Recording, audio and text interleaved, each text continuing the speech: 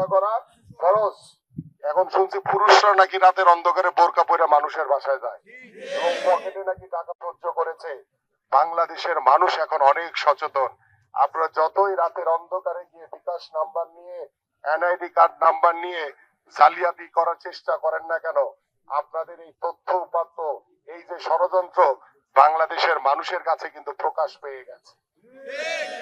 আপনারা জান্নাতের টিকিট বিক্রির নামে যেভাবে ধর্মকে ব্যবহার করে ধর্মকে অপমাননা করেছেন, আপনাদের এই জবাব বাংলাদেশের মানুষ 12ই ফেব্রুয়ারি ভোটের মাধ্যমে, ব্যালটের মাধ্যমে ইনশাআল্লাহ জবাব দেবে। তাই আসুন, বাংলাদেশের জনগণের কাতারে আসুন। বাংলাদেশের জনগণ কি চায়, জনগণের ভাষা বুঝুন। জোর করে কখনো ক্ষমতায় থাকা যায় না, জোর করে কখনো ক্ষমতায় যাওয়া যায় না। সেটার বড় প্রমাণ আপনারা 5ই আগস্ট দেখেছেন। যারা জোর করে ক্ষমতায় থাকতে চেয়েছে তারা কিভাবে দেশে থেকে পালিয়ে গেছে, তাদের নাম কেউ মানুষ মুখেও নেয় না। এবং আমাদের বাংলাদেশ জাতীয়তাবাদী দল বিএনপি চেয়ারম্যান জনাব তারেক রহমান, তিনি যে বাংলাদেশের মানুষের জন্য রাজনীতি করেন, তার যে আদর্শ, তার আদর্শকে ধারণ করে আমরা যারা বাংলাদেশের মানুষের জন্য, আমার এলাকার মানুষের জন্য যে রাজনীতি করি, সেটার প্রমাণ হচ্ছে আমি যখনই যেখানে যাচ্ছি আপনাদের নেতা কর্মীদের ভিড়ে আমি সাধারণ মানুষের উপস্থিতি সবচেয়ে বেশি দেখতে পাই। এটি হচ্ছে অত্যন্ত পজিটিভ একটি সাইন।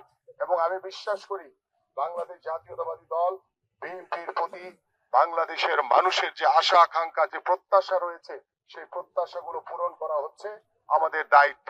আমি আমার এই এলাকায় খুব দৃঢ়ভাবে বলতে চাই, আমরা কোনো চাঁদাবাজ, কোনো সন্ত্রাসী, কোনো মাদক ব্যবসায়ীকে প্রশ্রয় দেব না।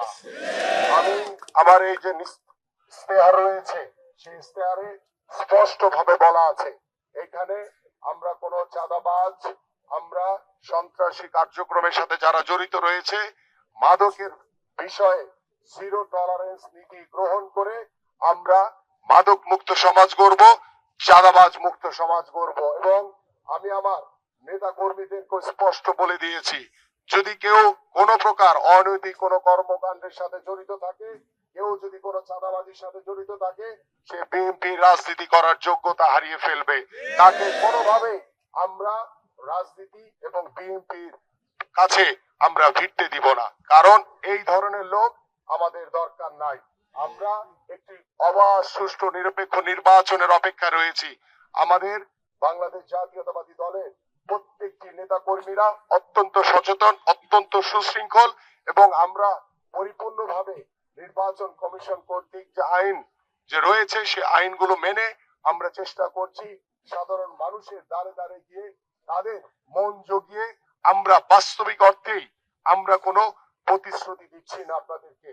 আমরা ইতিমধ্যে দীর্ঘদিন ধরে দেশ গড়ার জন্য, আমরা দীর্ঘদিন ধরে আমি আমার এলাকার বিভিন্ন সমস্যাগুলো চিহ্নিত করে পরিকল্পনা করেছি এবং আমরা অপেক্ষায় রয়েছি সেই পরিকল্পনা বাস্তবায়নের জন্য।